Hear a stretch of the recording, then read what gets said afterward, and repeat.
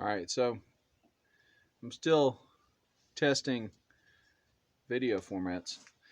Yesterday I got cut off because I hit the wrong button up there, and I don't edit these videos that are on the phone. So I was not able to show what I did with the sledgehammer. This is the sledgehammer I was handling. You can see the handle's warped. It's just from sitting in the back of his truck.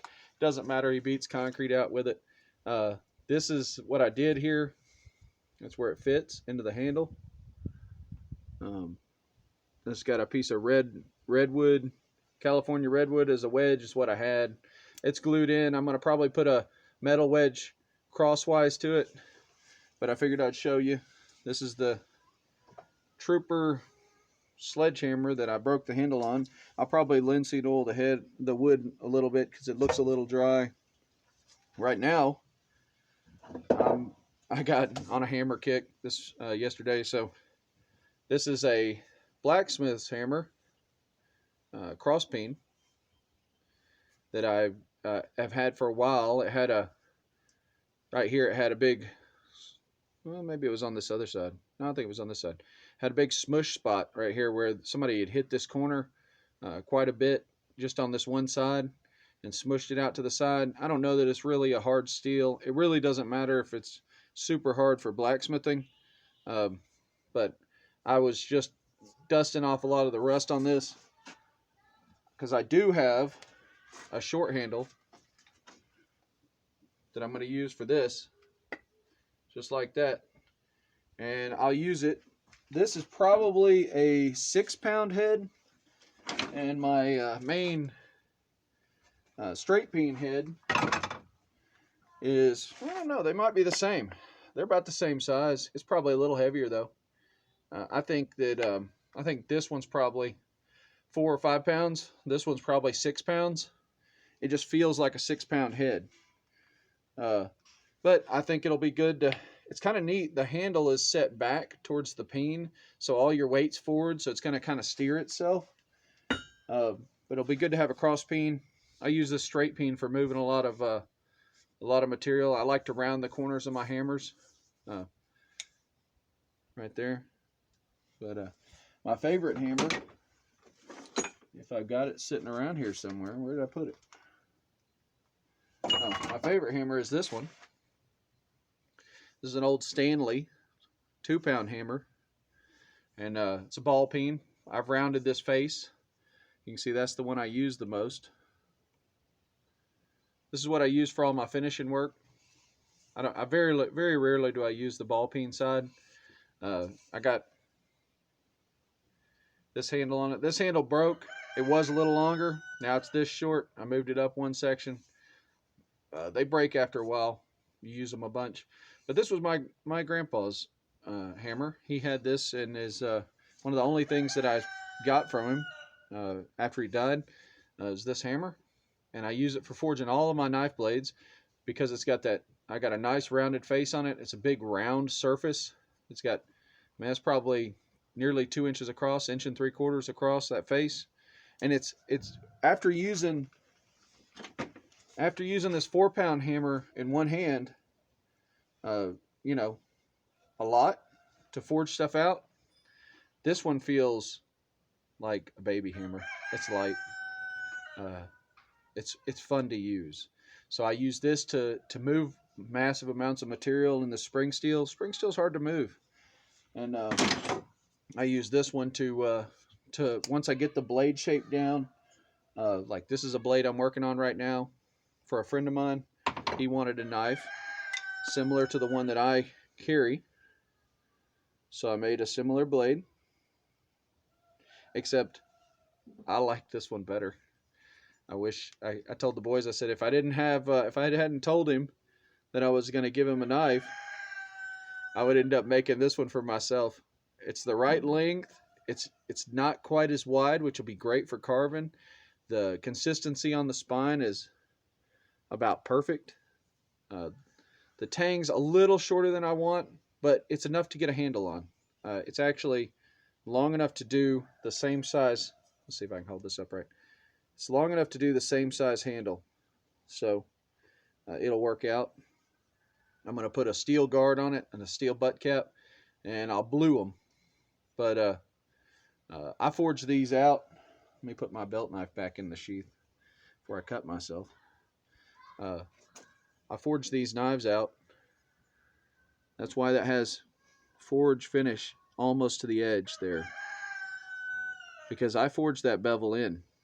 That bevel is forged in. It's not ground in. We clean it. I clean it up with a belt grinder when I get done, or back for years I cleaned them up with files. I taper this top right here. If you're a knife maker and you're wondering about this, it doesn't have to be a false edge. I don't care if it's a false edge or a real edge up the top.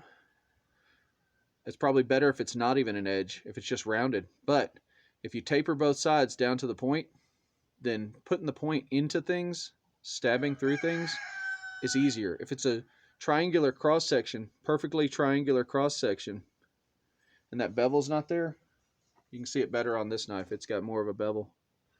See if I can find that camera right there. See that bevel on it? That bevel? It makes it easier to drive that point into something.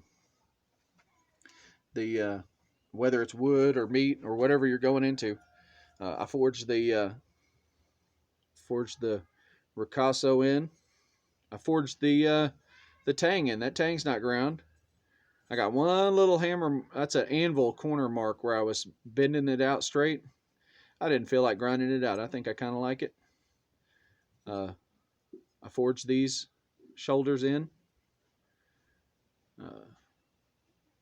Put my H in there. And this is tapered. It's tapered from this point this way, and from this point this way, all the way down to the point. And it's nice and straight. See if I can get it where you can see how straight it is. Straight. The edge is straight. It's got an excellent hardness. I've hardened it, and it's oil quenched, hardened it in oil, and it's got a straw temper. I temper it. Actually, when I temper a knife that's not going to be like a machete, it's going to have an oven temper. I temper it in the oven and draw it back to a specific hardness. This one here had a straw temper, and it has been it's a 5-year knife now, and you can see the handle has scars on it. The bronze is wearing. You see that corner? That corner right there on that bronze? That wore that way. It was perfectly round across there, and that's where it rubs on my sheath. But this is the same exact heat treat process, same exact steel, same exact setup. This is this is what 5 years looks like on a knife. The sheath's going to have to be replaced right now. It's starting to come, the point's coming through the sheath. I scratched my center console on my truck up where my point was coming through the sheath, and the sheath hit the center console and scratched it. So I'm going to build a new sheath for it. But anyway, figured I'd do a little finish on that sledgehammer.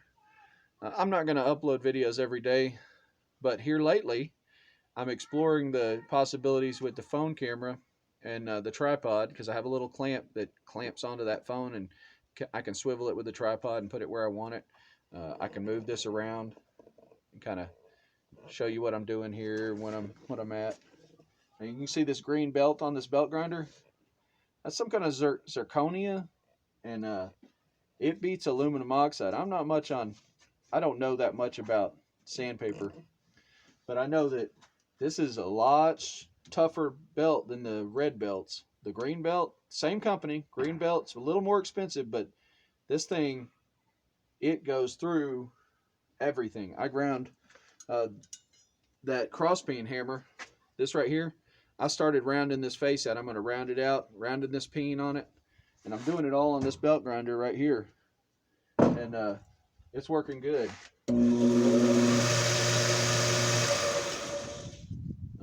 Belt, it runs truer too. It's a stiffer belt. It seems to run a little truer than the thin belts. The 600 grit belt, 800 grit belt, they don't run as true. The thinner material seems to have a little bit of it wobbles a little bit. It's got a little tracking issue with my belt grinder. I thought it's probably my belt grinder, but I do like these green belts. And I ordered 6 of them for 30 bucks, I think, or so $5 a piece. Yeah, $5 a piece. And they come in a box. Red Label abrasives come in a box rolled up just like that. These are 120 grit. They really can hog off the material. They're doing a good job. But yeah, 2x72 120 grit metal grinding zirconia sanding belts, 6-pack. Excellent belts. I've been getting all my belts from Red Label abrasives anyway. But there's the video. I'm gonna cut it there because I'm at 10 minutes, which I'm gonna try and stay around 10 minutes at the most.